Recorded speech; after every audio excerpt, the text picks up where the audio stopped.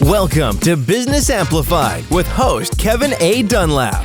This podcast is for small business owners aiming to amplify their enterprises. Explore strategies to play a bigger game by becoming an author, public speaker, podcast host, or expanding your brand in other ways. Elevate your business on Business Amplified. Well, hello everybody. This is Kevin Dunlap with Business Amplified, and today we are going to be going again across the pond for a gentleman by the name of Faris. Now, we've had a previous conversation, and this guy was extremely interesting, so I wanted to make sure that he was going to be on our show. So today, welcome, Faris. How are you today? Thank you, Kevin. It's a real pleasure to be with you and the listeners, viewers. I'm super excited about our chat today. Same here. So Faris, tell us about yourself. Who are you? What is it that you do? And why is it that you do what you do? Yeah, great questions, and so much wrapped up in those little questions. So I'm Faris. I run a company called Sheer Ghetto Consulting, which is all about sharpening the strategic effectiveness of companies. So what I love doing is going in and working with teams to get them to make better decisions and work together around their strategy. So we do that in one of two ways, either by actually being there and fixing things and getting people talking and challenging their biases, or by training leaders to do what we do, the skills they will need to be really effective around communication, influencing, those sort of things. So nowadays, I started this business 4 years ago. Nowadays, we work with 35 companies around the world, some big, some small, on these challenges, and it's a real pleasure. And you know what? I have a lot of fun doing it. That's cool. The fact that you're able to work with companies, you said 35 countries around the world. How did you able to build an international business? One brick at a time, right? How do you eat an elephant? One bite at a time, Kevin. The business I've built now, prior to setting up my own company, I was a consultant for 12 years. I was a partner in a consulting firm. So actually, I just leveraged my network. I worked with a lot of companies. I'm the kind of person who stays in touch with everybody. So I am going out there every day, meeting my old connections. And if you have good conversations, do you know what? One thing leads to another, and you end up becoming clients and that sort of thing. So that's how we've been able to do it in the last 4 years, and end up in random locations with different companies, and it's very enjoyable. How did you actually get started in this business? Because obviously you did not start off being international. So how did you actually get started?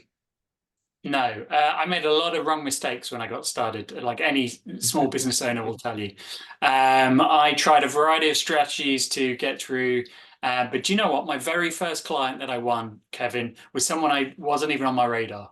It was a gentleman from a French company who I had trained like 12 years before.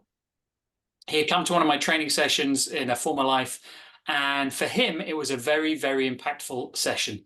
And when he saw that I set up my company, he immediately reached out and he said, look, I don't know if you remember me from 12 years ago, but you trained me in something that changed my career and really helped me reach the higher levels of things. And now I'm senior, I want to return the favor. So I want you to come and work with my company and train my juniors what you trained me 12 years ago.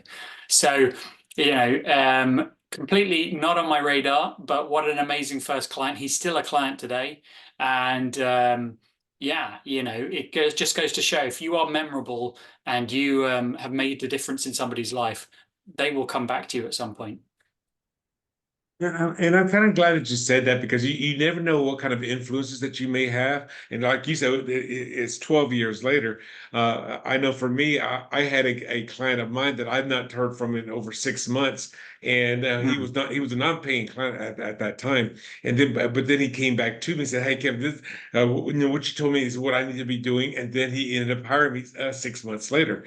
So I definitely see where you're coming from, because when you start making those let's call it the ripples in the pond, you have no idea what their what their recollection is. Because I know for me, as an example, as I'm building some of my current and upcoming webinars, that's based upon somebody I learned from 2 or 3 years ago. Yeah, And I'm yeah. sure she probably has no idea that the seeds that she planted way back then is now just is sprouting the beautiful trees and whatever you want to call it, bushes that are now occurring in my life. So you have no idea what influences that you have. And thank you for sharing that with us.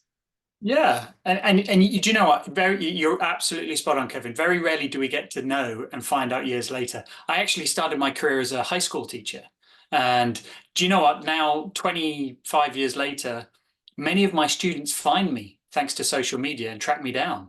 And it's like carrying on the story, seeing what happened to those kids that you knew years ago. They're now fully fledged adults with families. They're doing high paid jobs, and it's so nice to actually see the snapshot. And they often say, thanks to you for teaching me that stuff or helping me with that difficult thing that I didn't understand when I was a kid. But that's very rare because, people don't do that. They don't trace you down 20 years later to tell you a story. So what a privilege it is when somebody comes back after 6 months or 12 years.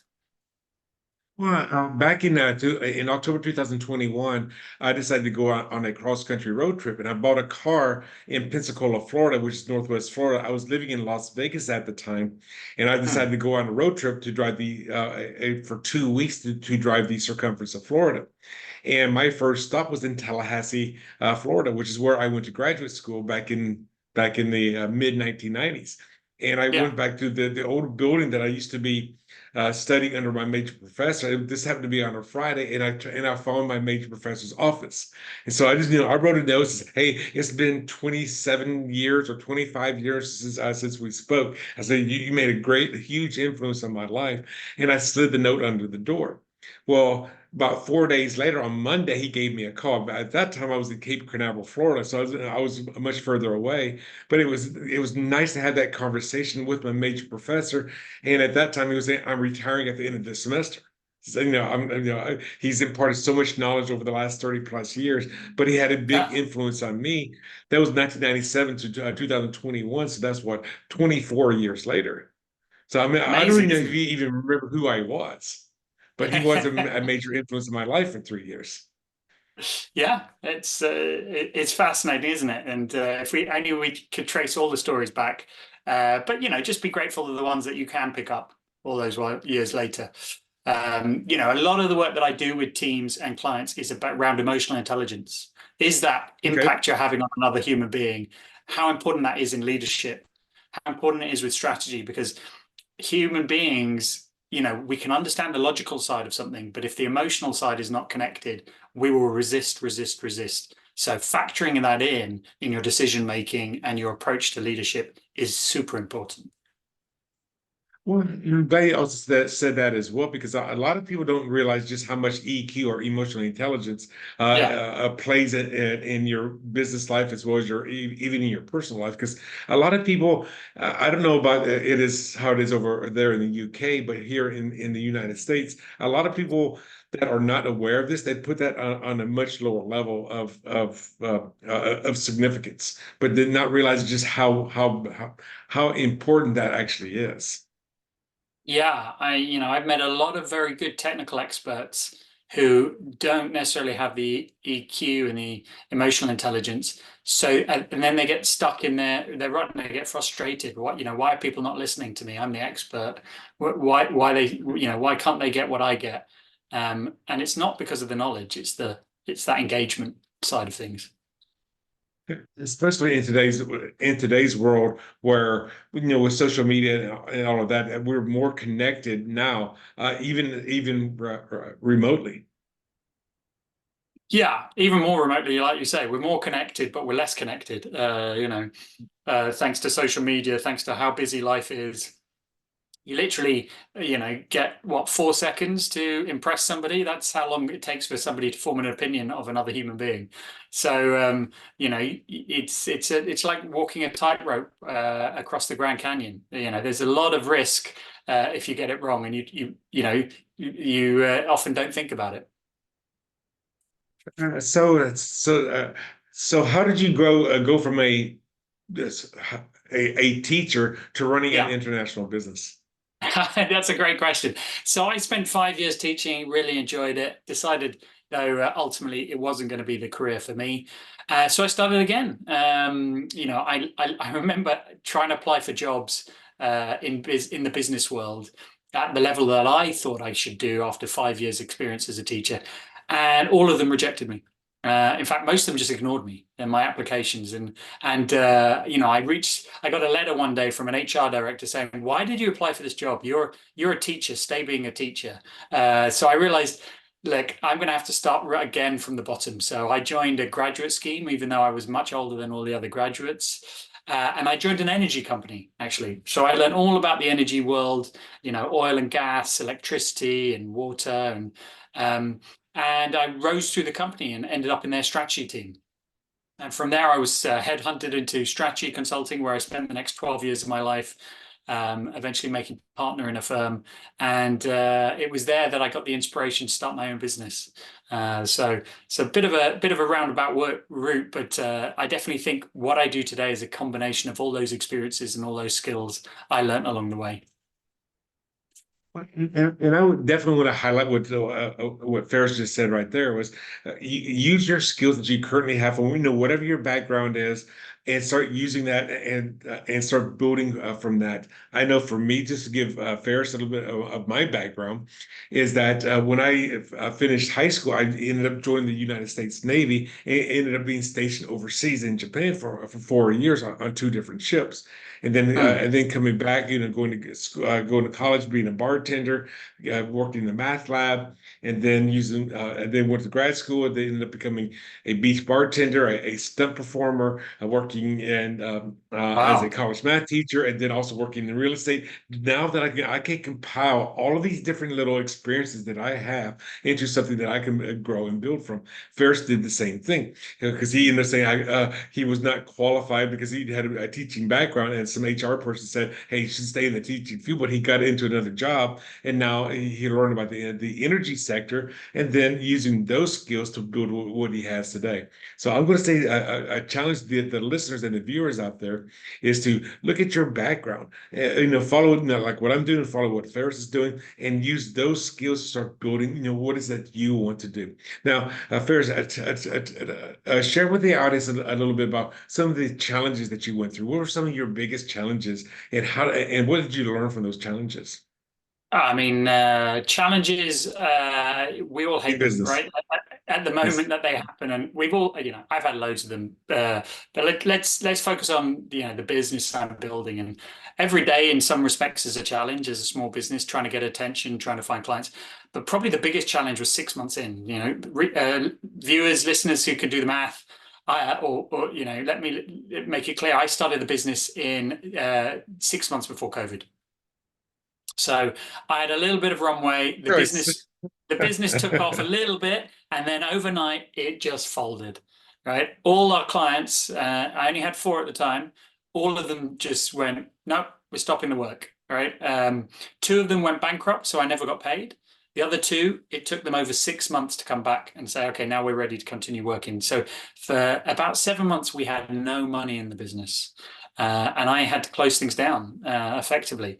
Not just that, think about it, when you just started something, you're full of excitement, you're full of optimism, and then suddenly nothing.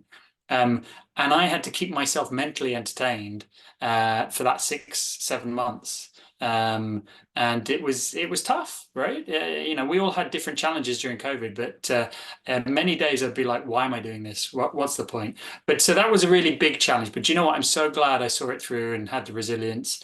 So and not just that, I worked on the business even during those quiet times, so that when the world was ready to open up again, my business was there ready to launch again. So we had the 2.0 version of the company, a year later, and fortunately that version is doing well today. But it was a big thing to overcome. And thank you for sharing that because the world will throw you some challenges just to see how committed you are to your business.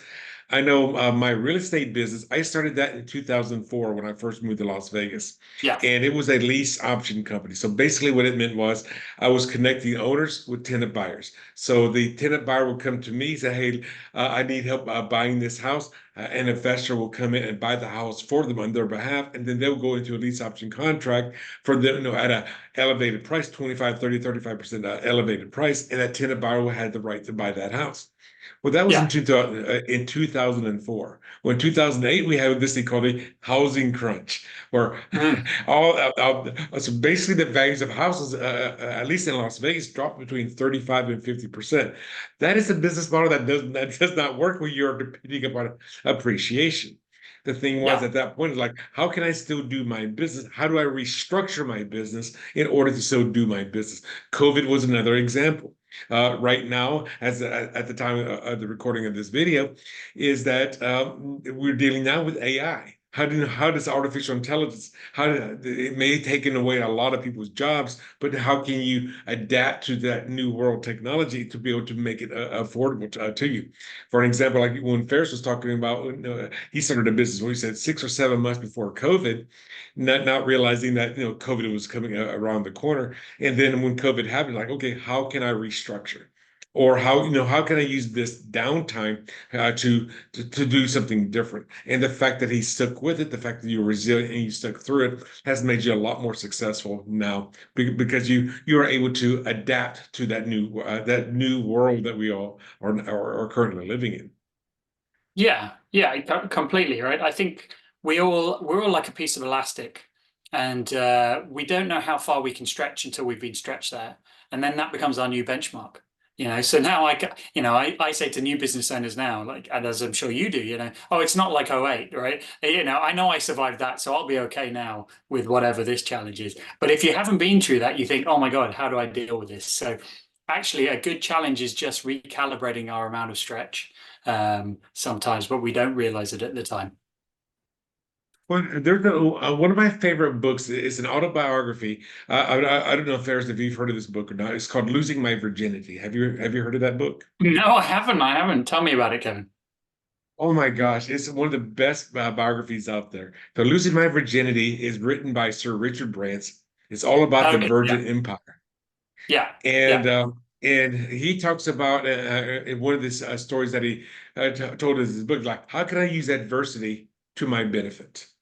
Yeah. And when he was in college, or I forget, I don't know how the people in the UK call it, but when he was in college, he wanted to be a journalist, and he's created a newspaper called Student.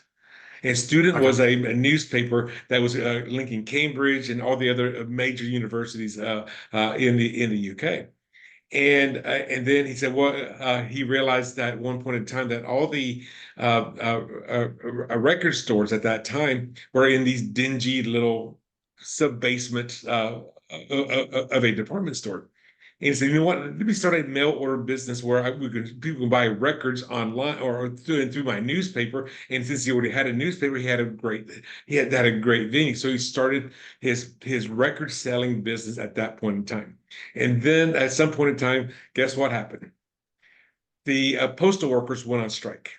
Oh, So when okay. you got a Yeah. mail order business and there's no postal workers, your business is belly up.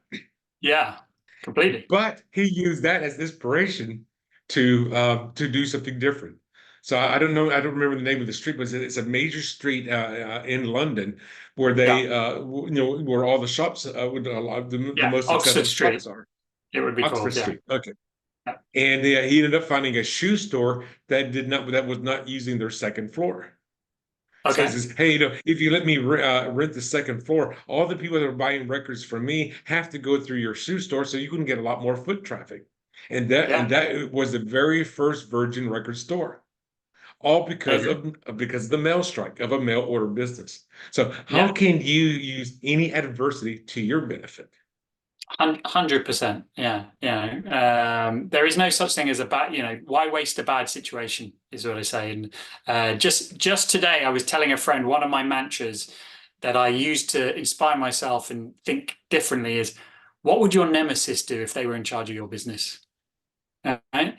What would the evil genius whose downfall is to beat you, what would they do? Right? They'd do that. Right. And they will think creatively. They will think of all the ways.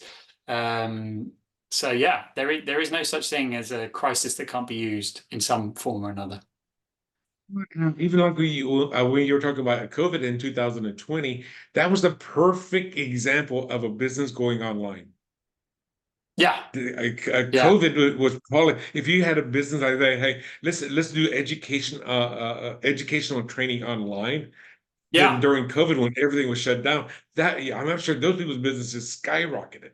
They went skyrocket. And I'll tell you a funny thing, because before COVID, all my work was in person. Get me in a room Hmm. with a bunch of executives. I will, get them to do stuff. It'll be very experiential as well. And then everything moved online. So I was like, okay, let's work out how to do this online. And I always remember I took on a new client who asked me to deliver a training program that they had already developed. And so I delivered it using the techniques that I learned about how to make an impact online. And the client rang me up the next week and said, something unbelievable has happened. And I said, what's that? And she said, you scored 10 out of 10 from every participant. I said, okay, that's great to hear. She said, no, you don't understand. When we used to run this in person, we never got a score higher than an 8. How the hell did you give a better experience in online than in person? I said, oh, right. Well, that's really great to hear, right? Because, I'd basically taken the virtual world and dismantled it, thinking about the emotions people have on a call when they're learning, and then flipped it around. How can I make that experience? And then actually that created an opportunity to go in and teach people how to do that. So I suddenly found a new training course, how to lead online. And I started selling that to leaders. So yeah, like you say, there's always a perfect opportunity. There's in any adverse situation, there's always an opportunity to be had.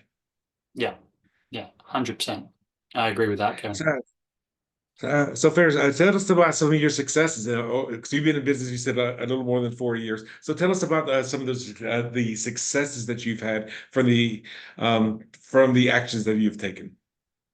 Yeah, so the successes, are varied. What I love about my business today is we work with such a variety of companies. We work with like Amazon and Heineken, but we also work with startups and scale-ups. And some of the greatest, what I consider successes is when you get that team aligned and you get that aha moment, as I call it. And actually, it reminds me a lot of being a school teacher. That moment when you could see a student get a concept for the first time, and you realize, aha, their life would be different from that point.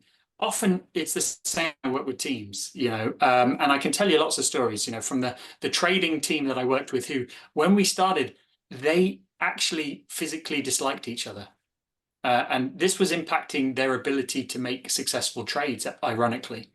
Um, and through a process of working with it, we got them so much closer. So A, they actually began to like each other's company, but B, the resulting impact on their trading performance was an improvement of 6%, which was tens of millions of dollars.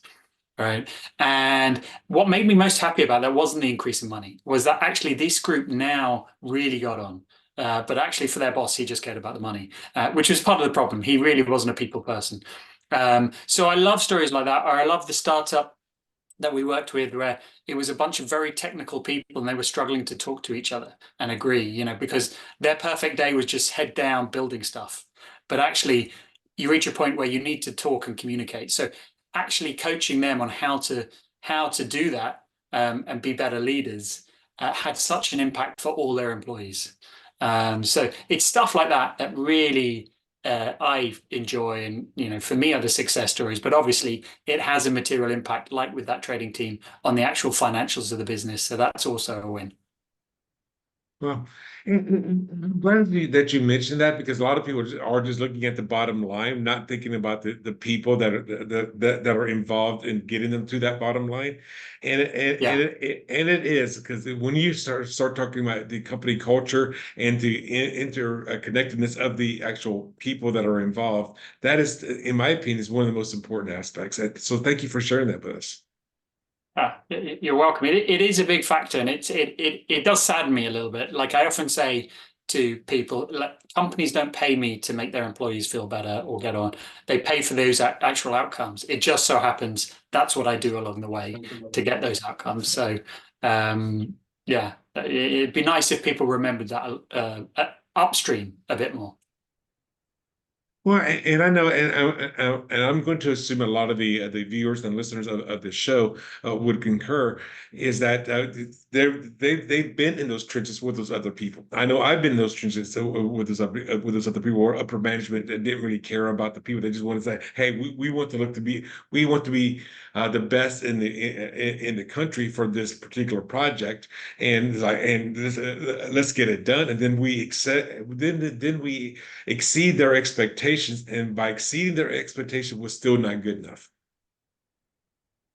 Yeah, that's true. It becomes a thankless task sometimes, but yeah, we've all had those kind of bosses. And the thing is, if you're starting your own business, if you're running your own business, think about those people that are helping you get to where you're going. I don't care if it's your employees, if it's going to be your vendors, or whatever it is. It's like, how can we make this a cohesive environment? Because once people are working together toward that common goal, and they even, and I would take this one step even further, they understand the why they're doing what they need to be doing. Then they're going to be more committed and actually want to be part of the whatever you want to call it, the successes of that project. Yeah, 100%. I agree. So let me ask you this: how did you go from being a one-on-one or in person to being an international influence? I know you told us about the guy from France, but Yeah. what made you decide that, hey, I can go international? Well, we're only bounded by our own imaginations now. I think a lot of it was that in my previous careers, I'd been international. So when I was a high school teacher, I actually taught in different countries. So I've always been kind of wedded to that. And when I was a consultant, I'd be forever on a plane working. So actually, a lot of my network was international. But also, I didn't put those limitations in my head. So when the first, I'll tell you a funny story, Kevin. Sure. I worked for a client here in the UK, and that went very well. And he subsequently got promoted in his company for a big global consumer company, and he got transferred to the US to take up a senior position there. And I didn't hear from him in 2 years, and then he rings me out of the blue after 2 years, and he said, "Hey, Faris, I don't have much time. I got a couple of questions for you. Question number one: do you have a US operations? In the 2 years that I haven't seen you, have you created a US operations?" And me being a consultant, I said, "Of course I have." And he went, "I know you're lying to me right now, but I'm going to give you the benefit of the doubt." He said, "I've got a problem over here in the US, which is very similar to the problem you helped me with in the UK. Are you up for coming over here and helping me fix it?" If I'd had a closed mindset, I would have said, "Well, that would cause logistical problems.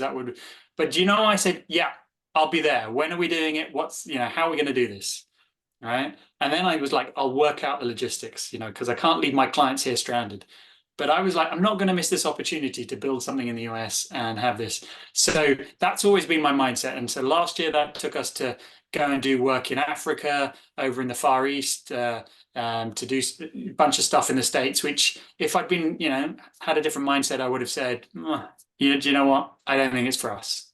But we're much richer for having done that.